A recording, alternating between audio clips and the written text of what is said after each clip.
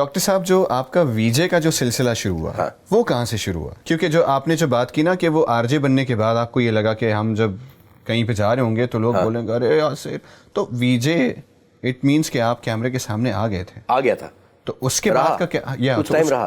तो उसके बाद ऐसा कुछ हुआ कभी यार कि लोग कहीं देख के बोले अरे? एक दो दफा ऐसा हुआ, एक दो चार दफा ऐसा हुआ कि आपको देखा है और जैसे ये हो रहा था तो आप कहते पहचान पहचान पहचान, ये हो रहा है, ठीक है, लेकिन उसमें मुझे ना रिएक्शन नहीं देना आया। सही है। तो पंजाब में ही ज्यादा होता है, ठीक है। पंजाब में लोग या केपी में लोग जो है ना वो ज्यादा बढ़ के आपका इस्तकबाल रिकॉग्नाइज करते हैं, कर लेते हैं, exactly, इस्तकबाल recognize करते हैं या एक्नॉलेज कर लेते हैं। बिल्कुल। कराची में इतना ज्यादा रिवाज नहीं है। मैंने बड़े बड़े स्टार्स कराची में अगर है भी तो वो कहीं ना कहीं भी देख के कहता है हाँ है, सही है। हाँ बिल्कुल ऐसे ही क्या हाँ होगा बेंचन, छोड़ो। बहरहाल तो हम इत्तेफाक मरी में थे। मरी में कुछ 2-4-5 बच्चियां थी। मैं नई नई शादी हुई थी मेरी, ठीक है। और हम चले गए और उन्होंने बच्चियों ने ना थोड़ा सा कहा कि सर वो हम तस्वीर खींच लें आपके साथ, ये वो। तो रिग्रेट हुआ कुछ? नहीं शादी हुई थी। ओ नहीं मैं अच्छा इस मामले में जो है ना बिल्कुल यकीन मुहकम है मेरा कि भाई देखो, तो मेरे खानदान में बहुत सारे लोगों ने ये मिसालें जी के सिखाई। सही कि बॉस जो है यही है। जहां तुमने राउंड 2 इंट्रोड्यूस करने की कोशिश की तो मुश्किल हो जाएगी जिंदगी। बिल्कुल सही है। वो चाहे मेरे नाना मरहूम थे या जो भी और हैं, तो उनकी मैंने देखा कि यार आसान नहीं है बॉस। ये एक बीवी संभालना। आपकी शादी हुई है? नहीं हुई। फिर कैसी बातें कर रहे हो सिमरन? आप एक न्यूक्लियर बॉम्ब पकड़ के बैठे हाथ में जो कभी भी फट जाता है, और आप एक और अब आप 2 लेके फिरेंगे। पागल है आप? कोई तो में से कोई एक फटा तो आपका दूसरा भी फट जाएगा। ये मैं बता रहा हूँ आपको, ये आसान काम नहीं है। सही है। सो बिकॉज यू नो आज की जिम्मेदारियां, चीज़ें, मामलात और लाइफस्टाइल जो है हमारा, वो ये इजाज़त नहीं देता कि हम इतना ज़्यादा टाइम ही नहीं है कि हम एक को सही से टाइम दे पाएँ। सही बात। या अपने आप को भी मैनेज कर पाएँ। तो अब दो घर भाई, एक घर संभालना एक काम है। आप जब घर जाओ तो पता चलता है ये तार खराब हो गया, ये करना है। अब ये 2 घर करना है तो मेरा नाम फिर क्या, मैं एडमिन ज्वाइन कर लेता हूँ। कोई है इधर अमान भाई टाइप? रहने दे। मुझे ये बताएं, सबसे ज्यादा थ्रिल किस चीज में मिला आपको? ऑपरेशन थिएटर में या फिर लाइव ऑन एयर किसी टीवी शो में?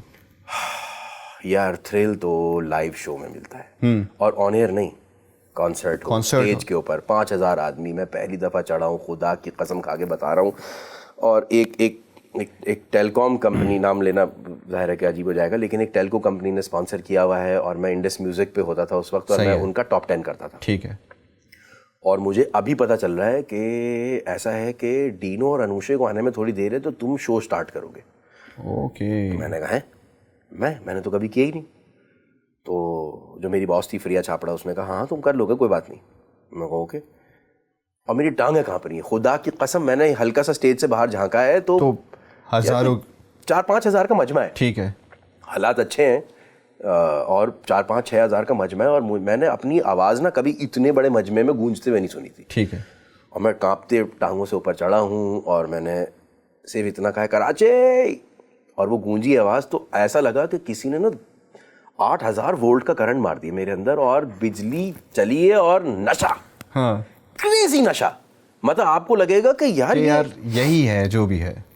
बस ये तो थ्रिल मैंने जिंदगी में एक्सपीरियंस ही नहीं की, ना उससे पहले और ना आखिरी दफ़ा जब स्टेज पे चढ़ा था उसके बाद। और इसमें ये नहीं है कि मेरे जैसे आदमी के लिए नहीं है कि कराची वालों में आपको आज मुखातिब करना चाहता हूँ, ये मेरा स्टाइल नहीं रहा। मुझे लगता है कि वो जो लाइव ऑडियंस इंटरेक्शन है वो खुद में ही नशा है बहुत बड़ा। Why I can relate to it because हमने जब भी ऑन स्टेज परफॉर्मेंस दी है, थिएटर परफॉर्मेंसेज लाइव, अब वो 250 लोग हो या वो 1200 लोग ऑडियंस अगर है, the moment you get on stage and the moment you get of the stage, crazy. Stage के बाहर आते साथ ही आपको वो लम्हा चाहिए दोबारा। हाँ। आप कहते हो यार क्यों खत्म हुआ यार ये क्या अभी तो शुरू हुआ था। हाँ, तो ये बहुत बड़ी एडिक्शन है। बहुत सारे आर्टिस्ट जो सिंगर विंगर हैं, आई अंडरस्टैंड कि ये जब रात को बैठ के 6 दोस्तों में भी गाते हैं तो वो एग्जैक्टली एंजॉय करते हैं। यस, ये उस मजे को एंजॉय करते हैं। शायर, उनको क्या चाहिए? दाद।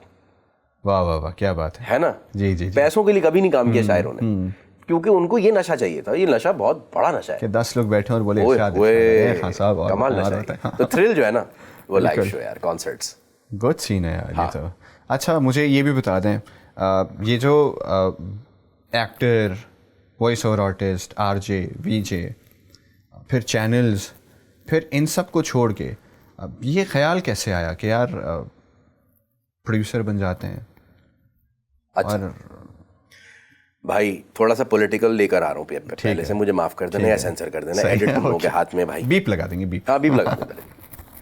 हुआ ये 27 दिसंबर का वाक़या हो जाता है, बेनज़ीर साहिबा का असैसिनेशन हो जाता है। मैं उस वक्त तक फ्रीलांस करता था। सही है। अच्छा, तो मैं वॉइस ओवर्स करता था, शोज़ होस्ट करता था, फ्रीलांस जो भी मुझे मिलता था मैं वो काम करता था। जैसे ही ये वाक़या होता है तो यार ये वाक़या 3 दिन 4 दिन चला है कि जब जो है ना लूट मार चीज़ें, आग लग गई, सब कुछ जो भी डिटेल्स थी इसकी। लेकिन मेरी पेमेंट जो है ना 8 9 10 महीने तक रुलती रही। अरे यार आपको तो पता है यार, मैंने कहा आपको पता है 10 महीने ख़त्म हो गए भाई, ये क्या बात है? हर आदमी ने ना एक एक्सक्यूज़ बना ली। अच्छा, आई देन रियलाइज कि ये ऐसे नहीं चलेगा बॉस। याद रहे कि अब मैं शादीशुदा भी था उस वक्त, और जिम्मेदारियाँ होती हैं, चीज़ें होती हैं, मामलात होते हैं। एंड मैंने ना कभी भी ये नहीं सोचा कि यार डैड करेंगे, नहीं, ये मैं करूँगा ना। सही है। इसलिए नहीं कि मैं हीरो हूँ, इसलिए कि मेरी जिम्मेदारी है, ये मैं नहीं कर सकता कि पापा करेंगे, ये मेरे अंदर का मसला है। ठीक। तो उस वक्त फिर मैंने और मेरा एक और दोस्त होता है, हम दोनों ने फैसला किया, हम फ्रीलांस करते थे, हमने कहा यार नौकरी कर लेते हैं पार्टनर। तो हमने 2-4 जगह पे नौकरियों के लिए अप्लाई किया। ठीक है। अच्छा, अब देखें, एज अ टैलेंट एक नौकरी होती है और एज अ प्रोडक्शन पर्सन एक और नौकरी, चाहे वो किसी भी टीयर पे हो आप। बिल्कुल। टैलेंट के साथ मुझे नौकरी मिल रही थी, उसके साथ एक पैराफर्नेलिया जो अटैच्ड है ना, वो ये है कि बॉस मुझे पता है कि एक दिन में गंजा होना है। सही है। अच्छा, मुझे पता है मुझे तैयार होने का शौक नहीं है। सही है। मुझे पता है मुझे तो जूते पहनने का शौक नहीं है। तो ये तो ऑन स्क्रीन वाला सीन तो थोड़ा ऑफ, बहुत मुश्किल है। सही है। क्योंकि वो तो आप ऑन स्क्रीन छोड़ दें, ऑफ आपको पता है ऑफ स्क्रीन भी आप हमेशा तैयार है। मैंने आपको कभी पजामे में या गंदी टी शर्ट में मैंने नहीं देखा आपको, हालांकि मैं आपको 5 साल से तो जानता हूँ शायद। बिल्कुल ऐसे ही है ना, ऐसे ही है। और मुझे कपड़े ऐसे तैयार रहने का कतन शौक नहीं, तो I am not a good fit. फिर फेम मुझे चुभता है क्योंकि मेरी पर्सनल स्पेस में इन्वेजन हो जाती है कि आप कहीं गए हैं और कोई मिल गया है, तो बहुत ये फैसला आप करेंगे। ये नहीं कह सकते कि मुझे मशहूर भी होना है और लोग मेरे पास आए भी नहीं, मुझे प्राइवेसी भी चाहिए। ये मतलब ये कैसी बात है? ठीक है, बिल्कुल। मतलब मुझे लंबे बालों वाला गंजा होना है, ये कैसे होगा? नहीं होगा ना यार, ये फैसला करो ना, 2 में से कोई एक चीज चाहिए है।